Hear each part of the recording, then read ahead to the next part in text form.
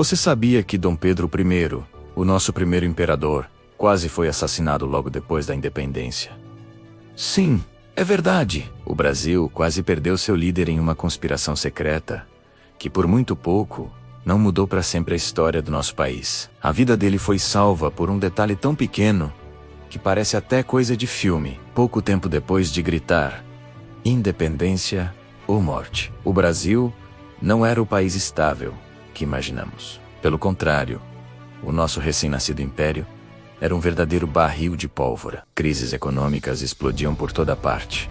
A inflação estava nas alturas e o descontentamento popular crescia a cada dia. Politicamente, então, a situação era ainda mais caótica. Muitos não aceitavam a ideia de um império governado por um português, mesmo que fosse o próprio príncipe que declarou a independência. Para uma parte da elite brasileira, Dom Pedro I não era um herói libertador. Ele era visto como um líder autoritário, impulsivo e centralizador. Suas decisões eram frequentemente questionadas e sua personalidade forte criava inimigos poderosos nos corredores do poder. A dissolução da Assembleia Constituinte em 1823 e a imposição de uma nova Constituição no ano seguinte foram a gota d'água para muitos. Esses atos foram interpretados como uma traição, um sinal claro de que o imperador não estava disposto a compartilhar o poder.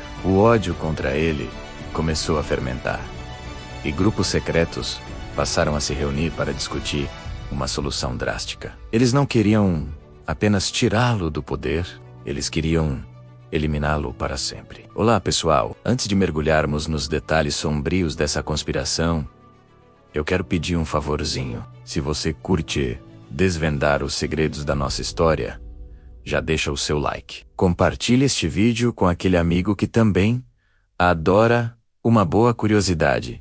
E claro, se inscreve no canal para não perder nenhum dos nossos próximos episódios. O seu apoio é fundamental para continuarmos trazendo essas histórias incríveis. Muito obrigado. Agora, vamos voltar para o plano que quase acabou com o Império antes mesmo de ele começar. As conspirações não aconteciam à luz do dia. Eram sussurros em salões fechados, cartas codificadas, trocadas na calada da noite, políticos influentes, militares de alta patente e até mesmo antigos aliados de Dom Pedro I, desiludidos com os rumos do governo, começaram a se organizar. A ideia era radical, mas para eles parecia ser a única saída: assassinar o imperador. Eles acreditavam que, com a morte de Dom Pedro, o caminho estaria livre para estabelecer um novo governo, talvez uma república, ou pelo menos um regime menos centralizado. O plano, em sua essência, era brutalmente simples. A segurança na corte do Rio de Janeiro no século XIX não era nada parecida com o que vemos hoje. Não havia carros blindados, nem um exército de guarda-costas. O imperador circulava pela cidade com uma guarda relativamente pequena, seguindo rotinas bastante previsíveis. Ele era conhecido por seus passeios a cavalo e por suas visitas a lugares públicos. Os conspiradores perceberam que essa era sua maior vulnerabilidade. A ideia era montar uma emboscada durante um desses deslocamentos. Um ataque rápido, mortal e em público, para enviar uma mensagem clara a todos os que apoiavam o imperador. Documentos históricos e cartas da época, que sobreviveram até hoje, nos dão pistas sobre o quão avançado esse plano estava. Não era apenas uma conversa de bar. Havia uma organização real por trás.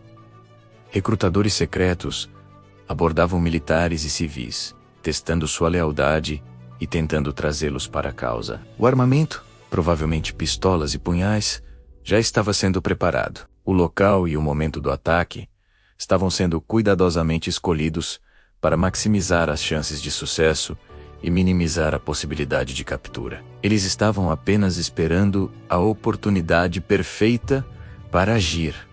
A tensão era palpável na corte. Embora o plano fosse secreto, os rumores e a desconfiança flutuavam no ar. Dom Pedro I, apesar de sua impulsividade, não era ingênuo. Ele sabia que tinha muitos inimigos e que sua vida poderia estar em risco. No entanto, ele talvez não imaginasse o quão perto o perigo realmente estava. Os conspiradores estavam prestes a colocar seu plano em ação.